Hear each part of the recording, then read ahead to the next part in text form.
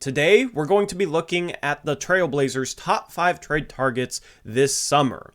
But before we jump into things, if you're like me, you've struggled falling asleep, you've struggled having enough energy throughout the day, and there's been something that's helped me a ton lately, and that is Manta Sleep Mask. These sleep masks come with a bunch of different types of features. They're comfortable, they're extremely soft, but I just love this thing because it's helped me become more productive during the day. A good night's sleep is extremely important for a number of health reasons, but also for your productivity the following day. And this mask has helped me get better night's sleep. It helps me feel rejuvenated in the morning. It helps me get through my day. It blocks out all light. It's extremely comfortable. And while I used to wake up at random times each morning, that no longer happens. I sleep like a baby with this thing on. So if you want to try it for yourself, there is a link in the description box below. You can use the promo code Uprise for 10% off. So invest in yourself, invest in your health. It's one of the best things that you can do. Manta Sleep Mask is the answer. Anyway, let's jump into this target list. I'm going to start at 5.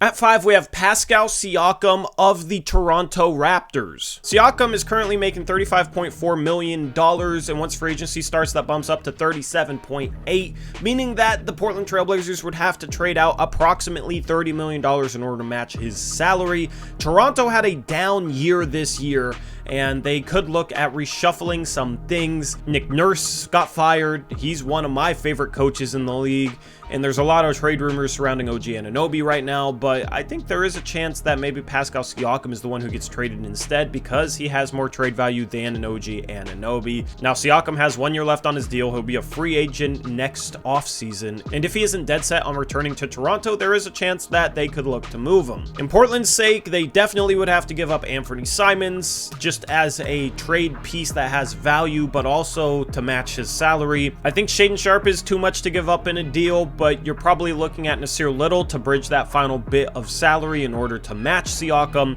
and then some combinations of picks. It could be the Portland Trailblazers lottery pick, depending on how high it gets. If it gets top 3, I think that might be a little bit too much. Or maybe in the best case scenario, it could be a combination of 3, maybe even 4 future firsts, as Siakam is a true legitimate superstar. Now, Siakam is 5th on my list because I don't think he fits too well with Jeremy Grant. Playing Siakam at the 4 and Grant at the 3 doesn't really solve the Blazers' defensive issue, which was point of attack defense. Grant really struggled guarding guards and getting through screens on the perimeter last season.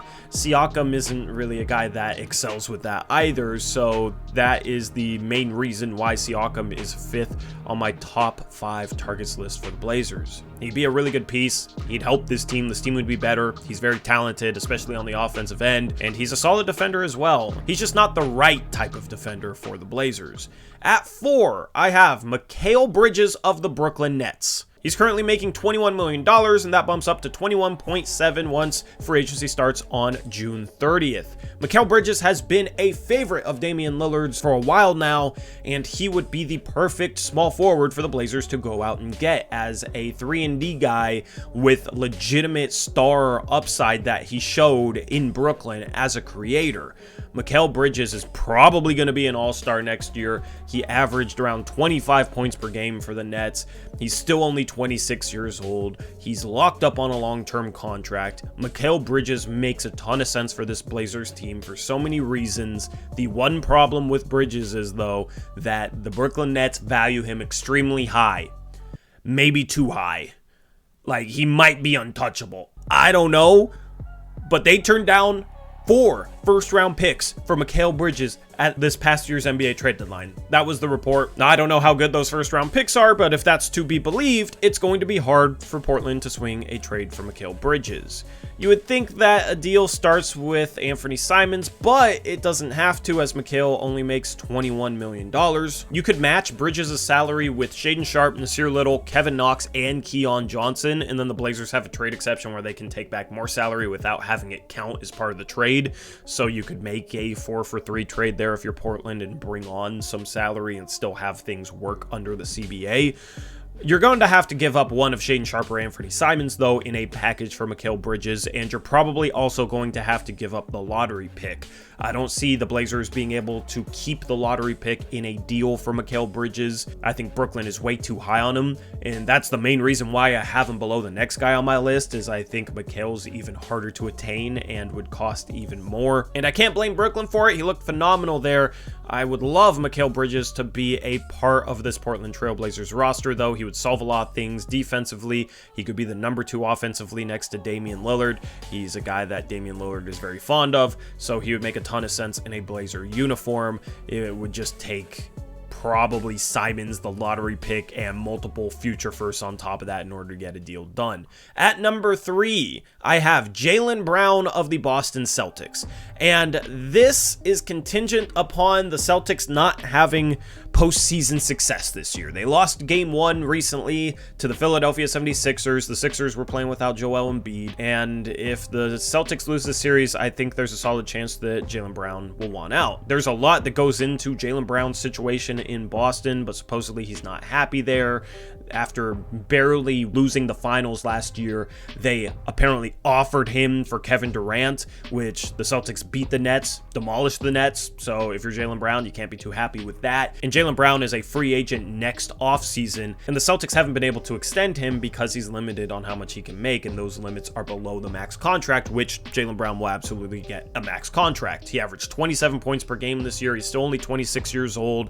He's a solid defensive piece. Offensively, he's grown into one of the best number 2s in the league. He can play the 2. He has the size and the strength to play the 3 as well. He is one of the more versatile wings in the league and a truly legitimate scorer. So he'd make a ton of sense for this Portland Trail Blazers team that could use a 2-way wing with all-star scoring ability.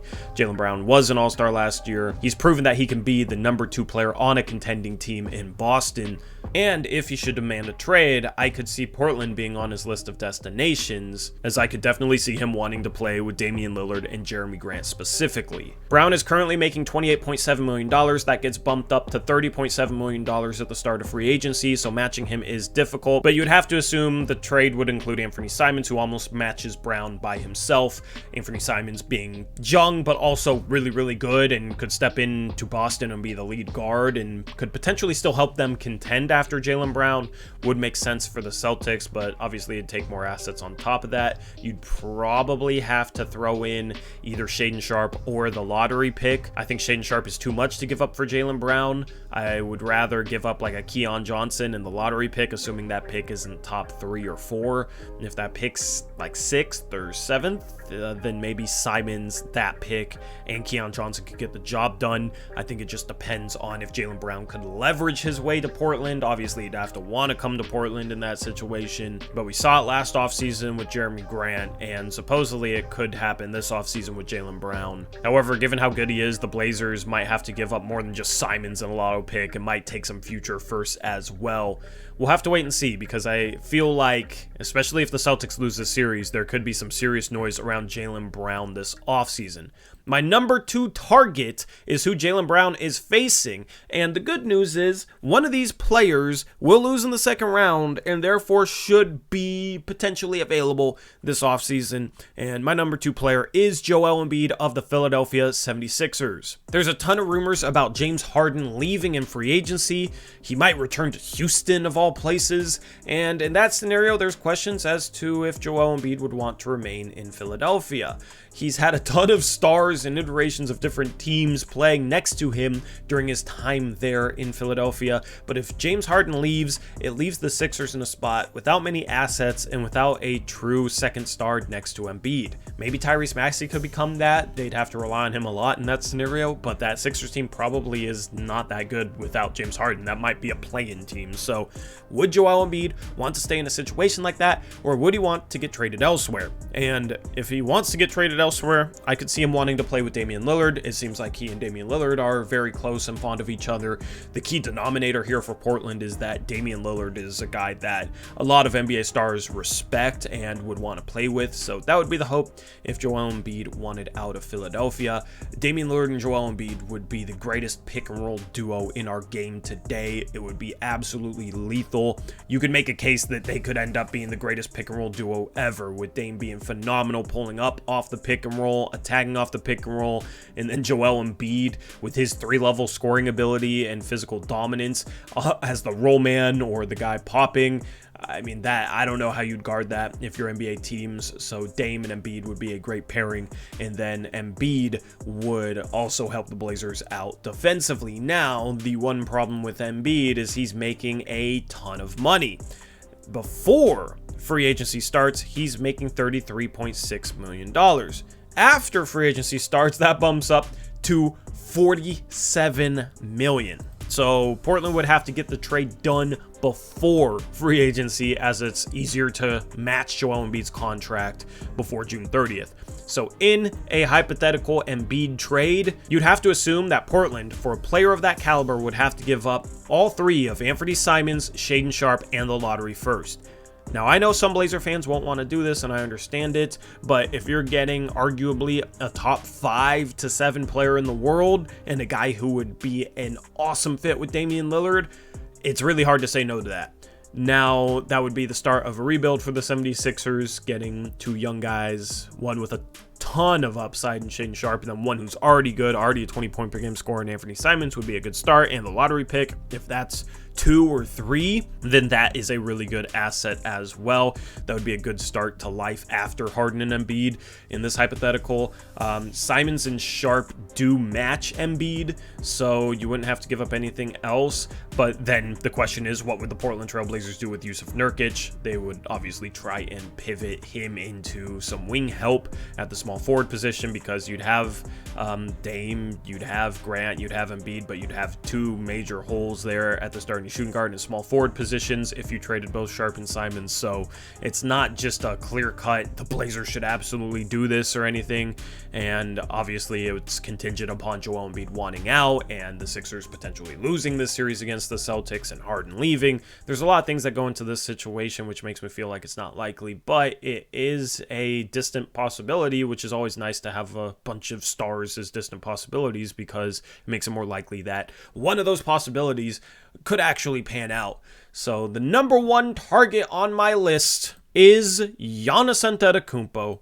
I did a whole video on him about a week ago, and with the Bucks losing the first round against the Miami Heat, there's a lot of question marks surrounding Milwaukee right now. They don't really have assets to make the team better. Drew Holiday is supposedly going to retire in 2 years. Chris Middleton has a player option worth approximately $40 million this offseason, which I expect him to pick up, but maybe he seeks a long-term contract in free agency by opting out. And Giannis might be stuck with a team that's just very, very mediocre. If Giannis doesn't want to deal with that, I do think there's somewhat of a chance that Giannis might look elsewhere. And in the past, it's been reported that he's talked with Damian Lillard about playing together either in Portland or Milwaukee. Giannis has already won a championship for Milwaukee, so if you're a Bucks fan for some reason and are watching this, don't get too mad at me, because my life has been misery. I don't know what a championship feels like, okay?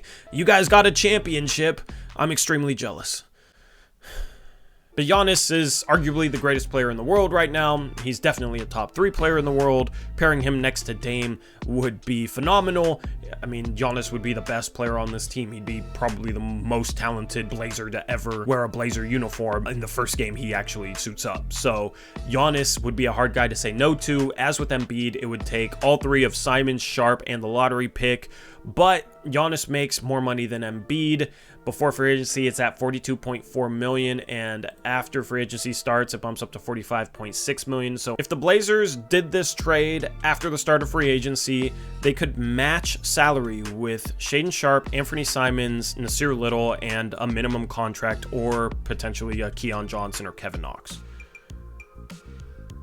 Yo, Not good. He's not good offensively. He takes too many shots. He's inefficient. Like he doesn't shoot. He doesn't pass.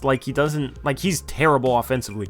He's one of those guys where you just wish he did nothing offensively because that's better than what he does. Now, obviously, in any Giannis trade, you're probably going to have to give up literally every asset you got.